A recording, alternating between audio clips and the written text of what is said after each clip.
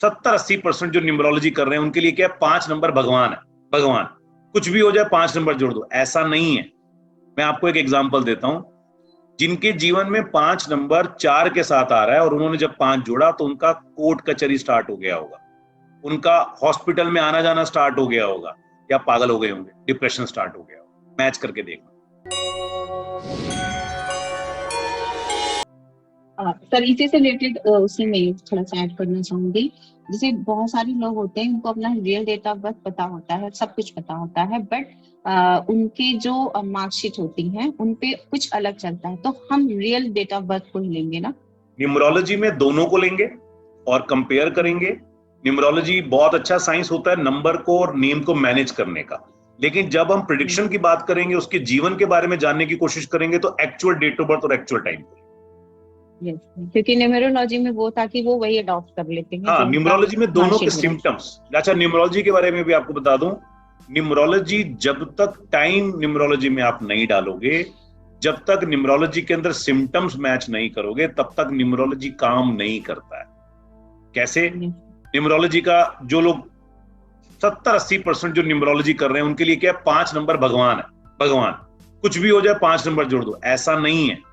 मैं आपको एक एग्जांपल देता हूं, जिनके जीवन में 5 नंबर 4 के साथ आ रहा है और उन्होंने जब 5 जोड़ा तो उनका कोर्ट कचहरी स्टार्ट हो गया होगा, उनका हॉस्पिटल में आना जाना स्टार्ट हो गया होगा, या पागल हो गए होंगे, डिप्रेशन स्टार्ट हो गया होगा। मैच करके देखना। क्यों?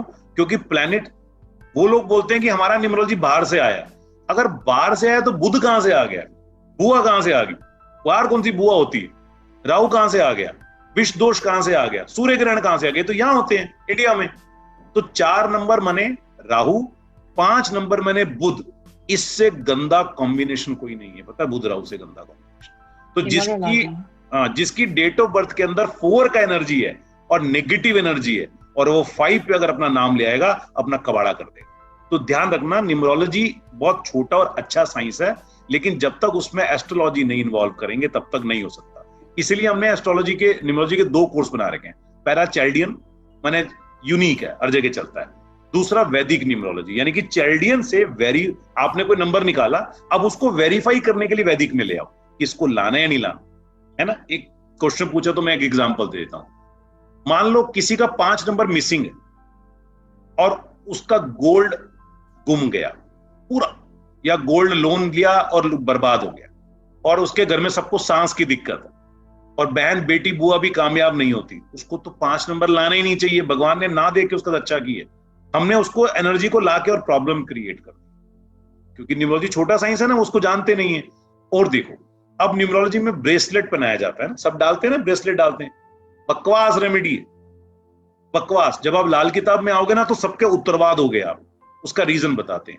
ये 3rd हाउस जो होता है ना, ये हमारा हाथ और कलाई, ये शोल्डर, आपने पढ़ा 3rd हाउस है, माने दिस इज 3rd हाउस। इसमें हम कलावा बांधते हैं ना, लाल रंग का, पीला रंग का। मंदिर में जाके हनुमान जी या रक्षा कवच डालते ना, तो ये रेड कलर का होता है। कभी आपने देखा हरे रंग का होता है, काले रंग नहीं होता। क्यों? रेड कलर मंगल को रिप्रेजेंट करता है और येलो कलर बृहस्पति को रिप्रेजेंट करता है। अब वो जब डालते हैं ना, तो 3rd हाउस को वो सपोर्ट करता है 90%। कई बार वो भी मैच नहीं करता। आपने जैसी काला रंग डाल दिया या नीले रंग का ब्रेसलेट डाल दिया, आपने वहां पर शनि और राहु का एनर्जी एक्टिवेट कर दी। अगर आपकी कुंडली में तीसरे घर के अंदर चंद्रमा बैठा हुआ है और आपने काले रंग का ब्रेसलेट डाल दिया, आपकी मां की तबीयत खराब होनी शुरू हो जाएगी, आपको डिप्रेशन की फीलिंग 100%। क्योंकि आपने क्या कर दिया, उस प्लेनेट को स्थापित कर दिया। अब एक दिन डाल रहे हो चलेगा, आपने अगर 1 साल डाल रखा है, 6 महीने डाल रखा है, तो प्लेनेट की एनर्जी स्थापित हो जाती है। और आपने उसको डाला भी किस लिए? एज ए एस्ट्रोलॉजिकल रेमेडी डाला। तो जब आप ये ट्रीटमेंट करोगे ना, दृष्टि देखोगे कहां जा रही है। अब सपोज किसी का एग्जाम्पल ही दे रहा हूं, शनि किसी का 11वें घर में है ना। कंफ्यूज नहीं होना, मैं आपको क्योंकि डाउट सेशन है ना, तो आपके सभी डाउट्स क्लियर करने की कोशिश करूंगा।